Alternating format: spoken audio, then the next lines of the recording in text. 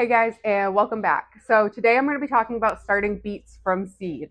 I just want to say that this is my preferred method. I tried to start beets by direct sowing them for several years and never had a good outcome until a few years ago I did some research, and I will put up on the screen what I found just so you guys can see for yourself. And last year we had several different beet harvests, very successful beet harvests, and they were some of the best beets that I've ever grown.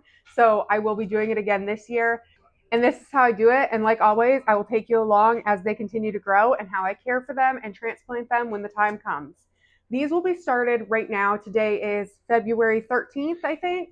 And everything that I'm starting today will go outside mid-March, mid to early March. Same with my cabbage, same with my cauliflower, same with my onions. So all this stuff gets planted out all together. So for starters, I'm just going to go over what I use to start the seeds. So obviously I have my seed packets. If you haven't seen the video where I share every variety that I'm going to be planting this year, I will link that up top as well as down in the description. Same with our soil mix. So we use the same soil mix for all of our seedlings. Again, I will link it up in the corner and down in the description. But today I'm going to be starting Ruby Queen Heirloom and Detroit Dark Red. The Detroit Dark Red are my absolute favorite, and I will be planting every single seed that I have in these packets. As you can see, I'm using small cell trays. We have this styrofoam one from when we used to do our aquaponics setup in the greenhouse. We no longer do that, but I have kept this because it's great for starting smaller seeds. And then I have just my regular Jiffy plastic ones. They're kind of falling apart.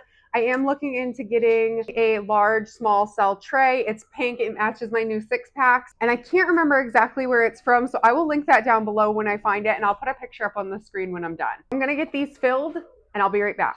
All right, my trays are filled. And like I said, if you have not had a successful beet harvest from direct sowing your seeds, I highly recommend trying this. I absolutely love pickled beets, and I was struggling so bad. Every year I would try and grow them, and every year it would fail. But after last year, this is how I will continue to grow beet because the harvests were amazing. I don't poke holes in any of my cells. I'm just going to take my seeds. And beet seeds are kind of large.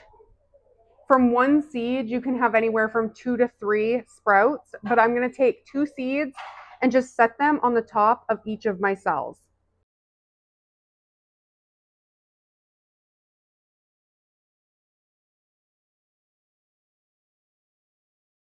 All right, I have my first tray done, and now that I've got them just sitting on top, I'm just going to gently push them in and slide a little bit of soil over the top of them. You don't want them sown very deep.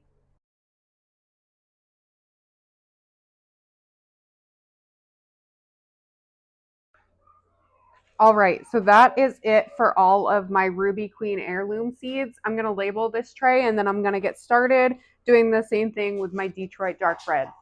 Last year I did a group with a humidity dome, and I also did some without, and they both turned out about the same. So I won't be using one just to save space and materials this year. Beets really like to grow together. So in the styrofoam one, I'll also be sowing 2 seeds. And then when I plant them out, as they grow, if I do need to thin them, I will thin the ones that are smaller or not growing as good, and they'll be fine to feed to the goats. They would be fine for us to eat. You can also eat the tops of beets. The deer really like mine, so I don't usually get to eat those, but I'm going to get started on the next pack of seeds.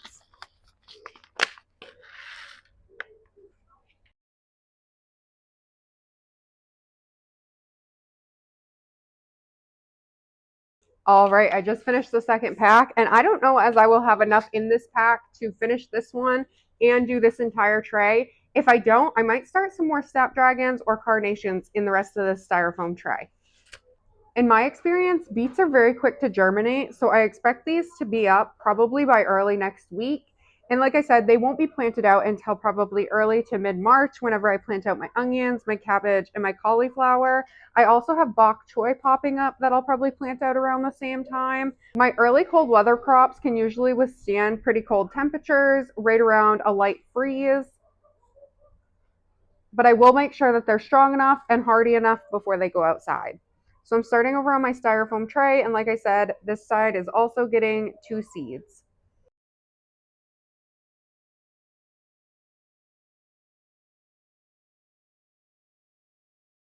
All right, I'm on my last couple of seeds, and unfortunately I did not have enough to fill this. I did get about 2/3 of the way through it. So I'm going to push these all down, label where I stopped, and then I think I'm going to plant some more carnations.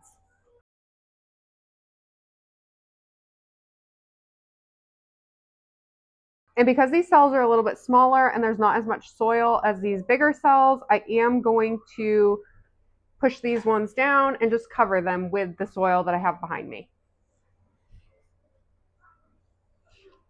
As where these ones are a little bit bigger, so when I push them down, I can just move the soil up over the seeds. Once I get these all planted, even though the soil is pretty moist, I am going to water them in pretty good, and I'm going to keep an eye on them so they don't dry out.